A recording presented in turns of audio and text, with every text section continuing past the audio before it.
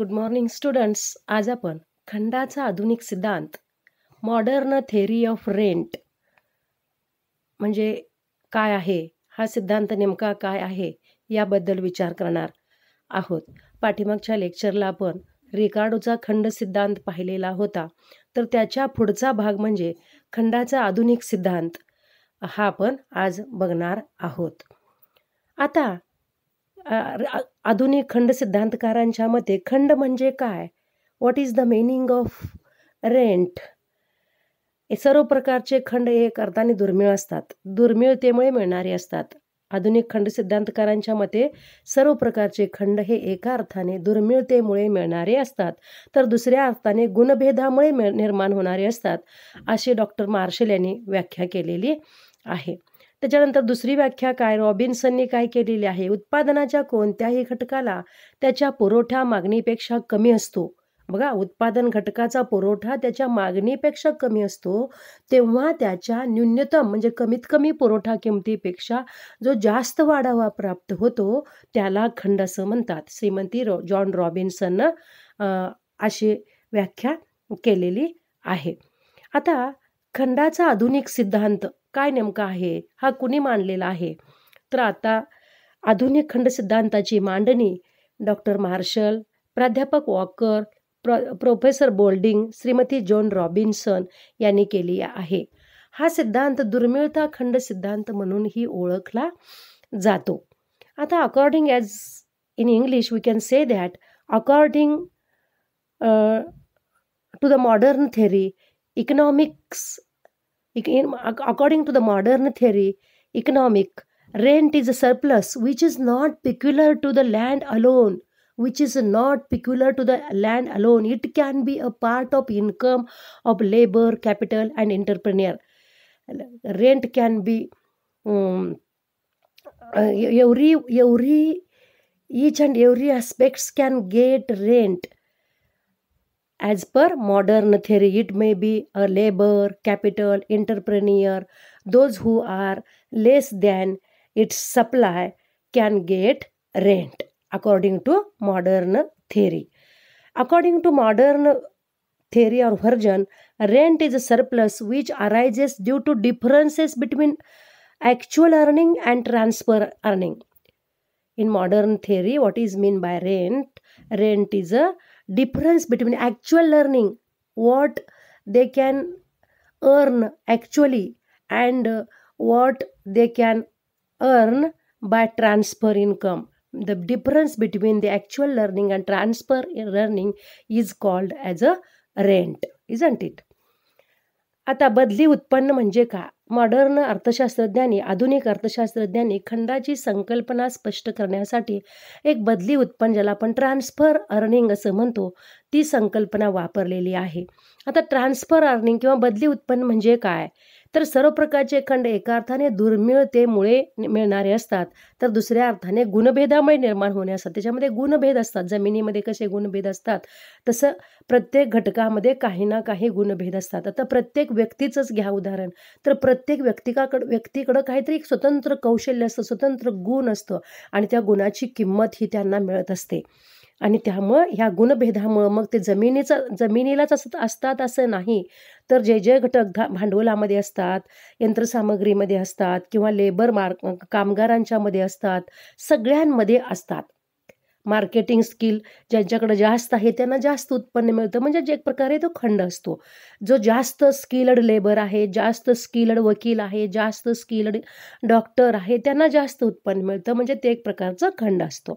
उत्पादनाच्या कोणत्याही घटकाला त्याच्या पुरवठा मागणीपेक्षा कमी असतो, त्याचा पुरवठा जो आहे तो मागणीपेक्षा कमी असतो, तेव्हा त्याच्या न्यूनतम पुरवठा किमतीपेक्षा जो वाढावा प्राप्त होतो त्याला खंड असं म्हणतात, असं श्रीमती जॉन रॉबिन्सन यांनी म्हटलेलं आहे.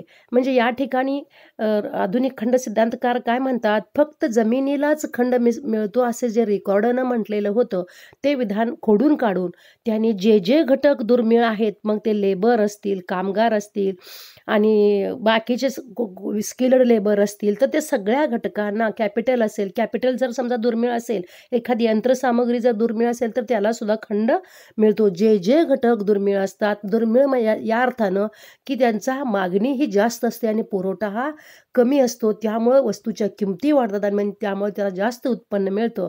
म्हणजेच ते एक प्रकारचं खंड असतं. खंड म्हणजे काय? सरप्लस म्हणजे वाढावा असतो. ही बदली उत्पन्नाची संकल्पना मांडलेली आहे.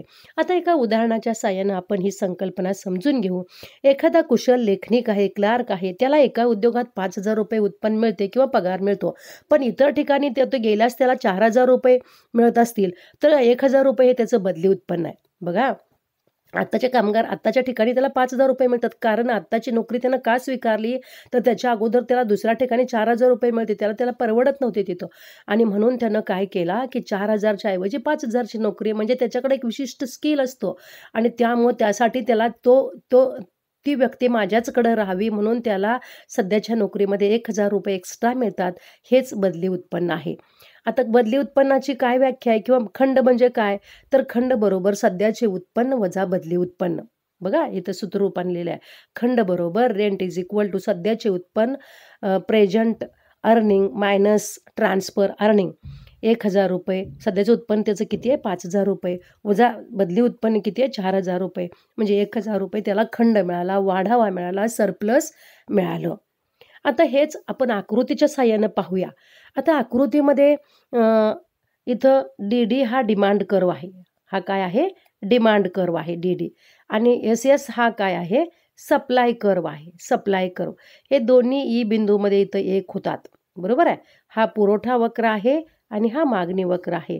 इथं अक्षावर जमीन दर्शवलेली आहे, अक्षावर खंड दर्शवलेला आहे आणि हा रेखांकित केलेला भाग जो आहे तो खंड दर्शवतो. म्हणजे ह्याचं उत्पन्न किती आहे बघा, सध्याचं उत्पन्न किती आहे? खंड बरोबर ESR. बघा, ES आणि R हा रेखांकित केलेला जो भाग आहे तो खंड दर्शवतो. खंड बरोबर काय? OMER. OMER हे काय आहे? त्याचं उत्पन्न आहे. हां, उत्पन्न, सध्याचं उत्पन्न. आणि बदली उत्पन्न किती आहे? OMES. OME आणि S हे बदली उत्पन्न जर वजा केलं तर उरलेला हा जो काळा भाग दर्शवलेला आहे तो खंड दर्शवतो. म्हणजे बदली उत्पन्न सध्याचं उत्पन्न वजा बदली उत्पन्न बरोबर खंड. ESR is equal to OMER minus OMES is equal to खंड. म्हणजे हा दुर्मिळतेमुळे निर्माण होतो. ह्याची मागणी काय आहे? पुरवठ्यापेक्षा कमी आहे, त्यामुळे त्याला जादा उत्पन्न मिळतो. तो स्किल्ड लेबर असेल, कदाचित त्याच्याकडे काही एक्स्ट्रा गुण असतील आणि त्यामुळं त्याला जास्त किंमत देऊन कंपनी किंवा एखादा उद्योग घेऊ शकतो आणि ते त्याचं एक प्रकारचे खंड असतो. आलं लक्षात? आता त्याच्यानंतर निष्कर्ष काय आहे खंडाचा? तर खंडाचा निष्कर्ष थोडक्यात आपल्याला सांगता येईल. जमिनीबरोबर जे जे घटक दुर्मिळ आहेत त्या सगळ्यांनाच खंड मिळतो. म्हणजे रिकार्डोनं काय सांगितलेलं होतं? फक्त जमीन आणि जमिनीलाच खंड मिळतो. तर ते विधान खोडून काढून आधुनिक खंड सिद्धांतकार डॉक्टर मार्शल वॉकर यांनी काय सांगितलेलं आहे की जे जे घटक मागणीपेक्षा दुर्मिळ असतात त्या सगळ्या घटकांना एक्स्ट्रा उत्पन्न मिळतं, सरप्लस मिळतं, ते म्हणजे खंड असतं. All the elements that are rare can get rent. All the elements that may be capital, labor, it may be whatever. All the elements that are rare can get rent. दुसरा मुद्दा, दुर्मिळतेमुळे खंडाचा उद्भव होतो. Scarcity is the reason for the rent. Scarcity, दुर्मिळ सहजासहजी ती घटक मिळत नाही, उपलब्ध होत नाही, म्हणून त्याला जास्त किंमत देऊन आपल्याला तो आपल्या धंद्यासाठी ठेवून घ्यावा लागतो. त्यामुळे दुर्मिळतेमुळे खंडाचा उद्भव होतो. Scarcity is the reason for the rent.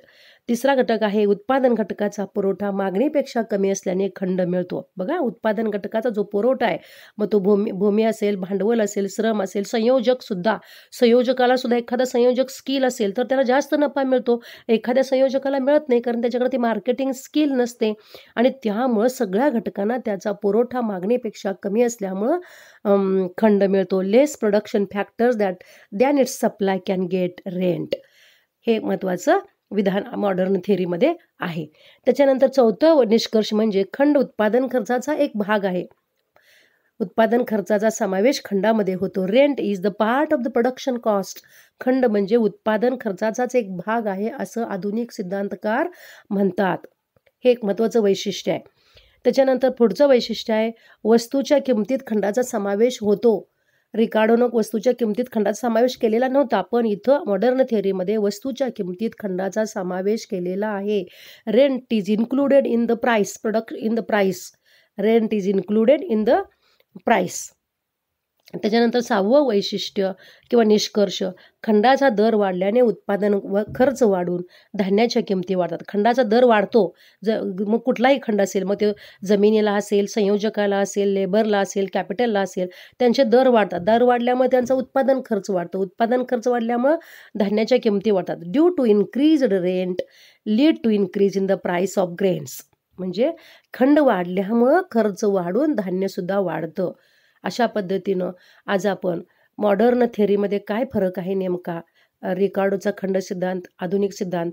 तर आधुनिक खंड सिद्धांताच्या मते जे जे घटक दुर्मिळ आहेत त्या सगळ्यांनाच खंड मिळतो आणि आधुनिक खंड सिद्धांतकाराने एक बदली उत्पन्नाची संकल्पना मांडलेली आहे. त्याची वैशिष्ट्ये आपण बघितलेली आहे. तर खंडाचा किमतीमध्ये समावेश होतो. उत्पादन खर्च, खंडाचा दर वाढल्याने उत्पादन खर्च वाढून धान्याच्या किमती वाढतात हे सांगितलेलं आहे.